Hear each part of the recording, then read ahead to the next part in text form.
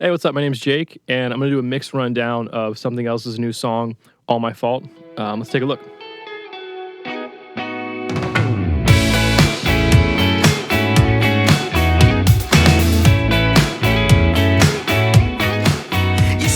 Cool. So here's the project. I use Pro Tools for everything I do.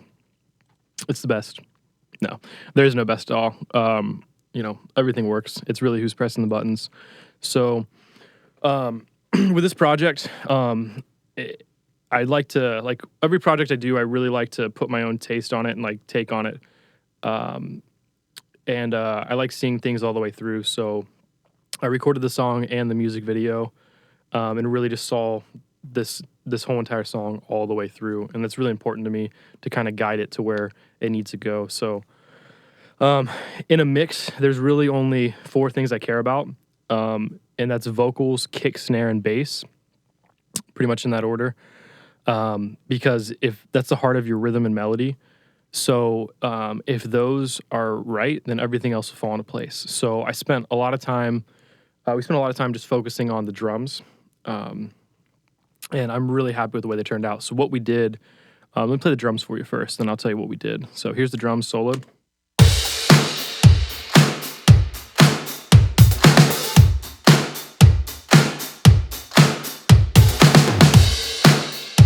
So I think those are super cool. And the biggest thing is we weren't going to use any outside samples. It was all stuff that we created, and that was huge. We were going for like a super like 75 kind of vibe with this song, like an American 75 kind of thing. So basically what we did is we blended 3 different kick drums and created one-shots, and then we blended 2 different snare drums and created a bunch of one-shots. And I actually took a floor tom hit with a mallet and cut the transient off. So just like kind of like a thud, and that gave the snare kind of like a body to it, more so than a normal snare. So yeah, that's basically what we did. And I just pasted these one shots like super old school, and there's 5 hits total. And I just pasted them manually because I wanted everything to be kind of perfect. Instead of running it through Contact like I normally do, these samples were for this song and this song only. So it was really cool. Dooley is awesome, and what I did for Dooley is I had Dooley play everything Phantom Limb, and it takes a really, really good drummer to be able to do this. So I had Dooley play just like left hand, just right hand, just right foot, just left foot. So like I have tracks that are just the toms by themselves, which is pretty cool. So it's like it's kind of funny, but that way there's no bleed with anything. It's pretty cool. So we did that, and I had Dooley just do like the hi-hats.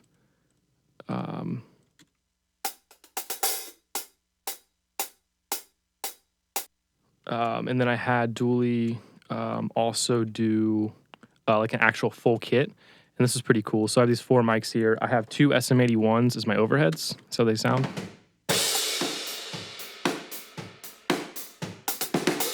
Typical, I got my hi-hat solo still. So typical like overhead sound. And I have all this bus to the Thermonic Culture Vulture, this guy right here. This thing rips. It's like a low-end saturator. I use this on damn near everything.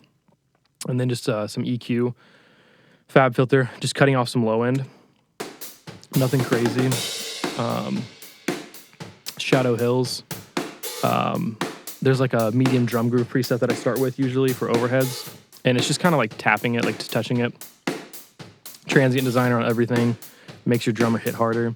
And then like I'm going through the Ocean Way, which is like a Room 2 preset that I use and tweak. But that's pretty cool. So I have those 2 mics. Then I also have the U87 and the Kiwi, and I put those in bidirectional, and this is all 4 of them together. So it just creates kind of like a bigger vibe. And then we created a clap track. Like all the samples we wanted to make our own. Like we didn't want any outside samples. Like everything wanted to be our own. So I got everybody in the live room to do a bunch of claps, and I think it was like 18 tracks total that I condensed into one. I had like the entire band, our friends that were here, their photographer Kayla, like everybody was clapping. So created one shots of those two, and that blends really well with the snares. It just sounds really cool. So like I said, the only thing I care about is the drums and vocals, really, and bass.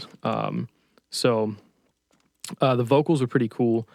So Aiden sings best when he's either hungover or wasted.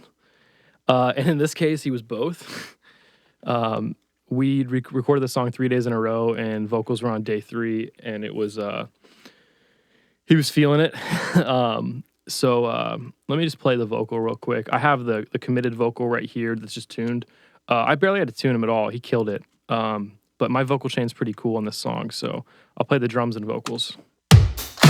You should be picking me up, but you're running me down, and my brain just stayed the same if you're here running out around. I think that sounds killer. His vocal's great. So basically, I just ran him through my LA 610 and dimed the compression. As you can see, the waveform's pretty squashed. I got a low end cut at like 140. Anything under there I don't really want in my mix.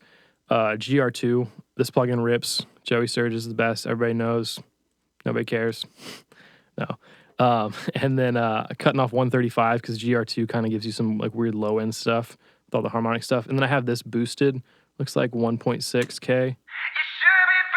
That's probably just like that's But you're on yeah, it's kind of like where the bite is, so I kind of like emphasize that.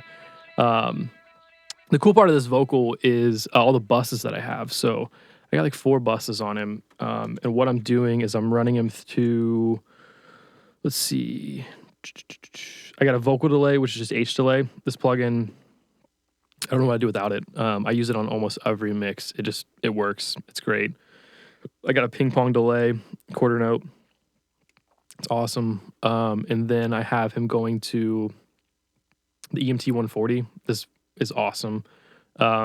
This blue plate special, I love this preset. I kind of start from there and tweak it around. And then I have a low cut on that. And I'm just shelving off like 93 and some high end. The reverb, like all the details in the low end, but it gets really muddy down there. So those sub frequencies with reverb, I tend to cut out because it's like, you don't really need that. It's just going to translate to mud. So I got his vocal going to that. And then I also have his vocal going to these harmonies right here. This Harmony Engine Evo. This thing's great. It's been around forever. I think this plugin came out in like the early 2000s. And same thing with that. I have some low end and then some side cut. That kind of just tightens it up. So, and then I'm running them to pitch, which is like a stock Pro Tools thing. And that is basically like it detunes the left side and the right side. Detune the left side, uptune the right side, and then delay it a couple milliseconds. And what that does is make his vocal really wide. So here's his vocal. I'll play his vocal raw without all these effects. Sorry, Aiden. You sound great, buddy. Here's the raw vocal. I've gone insane trying to place the blame. I don't impress myself anymore. Sounds great. But it's like the audio engineer's job to make it amazing. So here's with all the effects now. I've gone insane trying to place the blame. I don't impress myself anymore. I love that. It's awesome. Aiden and I, like, we work really well together when we get in a groove. Him and I kind of like click. There's certain things that I can say to him and he could say to me, and we kind of just get in a vibe. So the coolest part of the song is the chorus, obviously. So what I did is I had the main vocal still here, and then I had this ad lib track, which is like a stereo track, and I'm running him to this tape machine delay. It's really wide, so I'm gonna solo these and show you what they sound like. I'm stalling, your eyes go spiraling. I'm falling, you should be helping me, 'cause I'm calling for any empathy. Yeah. You remind me that it's all my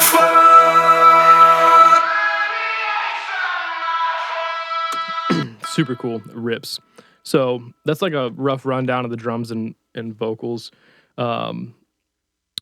So the next thing is the guitars. So like I said, we made all our own samples. The entire point of this was to create something that was entirely ours, not Steven Slate, not whatever drum sample you use, guitar tone preset you use. We want it to be, this is us. This is what, this is our amps. This is, our drums, what we sound like. So the coolest thing is all the samples that I made. So in my live room, when I make samples, I have overhead mics, and I left the overhead mics throughout the 3-day process of the recording in the same spot the entire time. So the way that we did the guitars is I had Aiden and Landon DI their guitars into the computer, and I think I have them here. Yeah. So here's like all their DI tracks that I bust out of my Apollo, and what I did is I bust them out and sent them to their amps, but I put one amp on one side of the room and one amp on the other side of the room, and left the overheads that we made the drum samples in the room in the same spot. So it's kind of weird, but it creates this weird glue that's really cool. So I have this guitar room track, and this is that's the room of their 2 amps. I think that's super cool, and it kind of blends everything because all the drum samples, overheads, toms, hi-hat, all that stuff that I was showing you, it's all glued together. It's really cool. So and then you have, all these, I have different mics on their amps. So all together, their guitars sound great.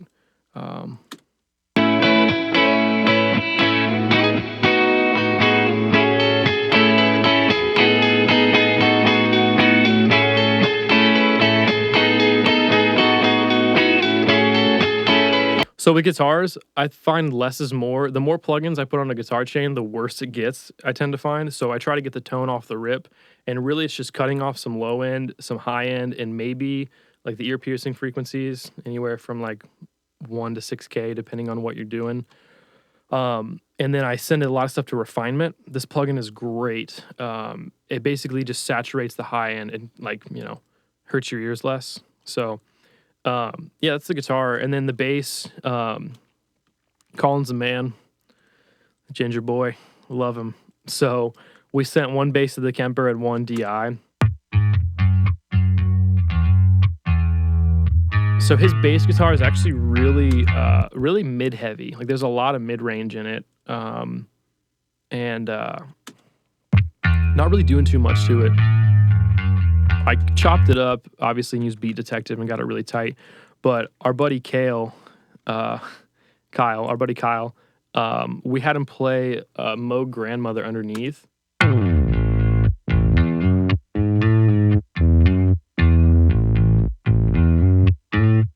And that really created the vibe of the song and what it needed. I originally quantized the Moog, and I didn't like it. It was too robotic, so I left it kind of humanistic, because everything else is pretty much perfect. And it really just rounded everything out. So yeah, Colin's bass running through the Kemper, and then I use this Ampeg UAD plugin, which rips. I use this plugin all the time, B15. And those blended really, really made the bass track. So I'm just gonna play the chorus. I'll play the last chorus, all together. I'm stalling, your eyes go barreling. I'm falling, you should be helping me, 'cause I'm calling for any empathy. You remind me that it's all my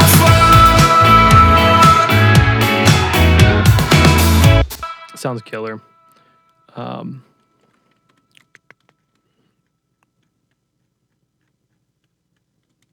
Let's see. So I have everything running to a mix bus, and on the mix bus, I literally just have. Let's see. I'm cutting off 32 hertz, because anything under that, it's just mud.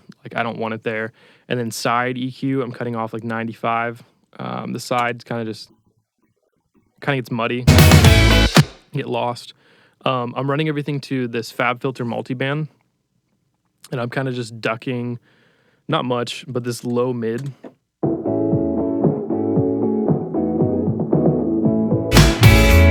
Kind of just tightens everything up. That can get real muddy.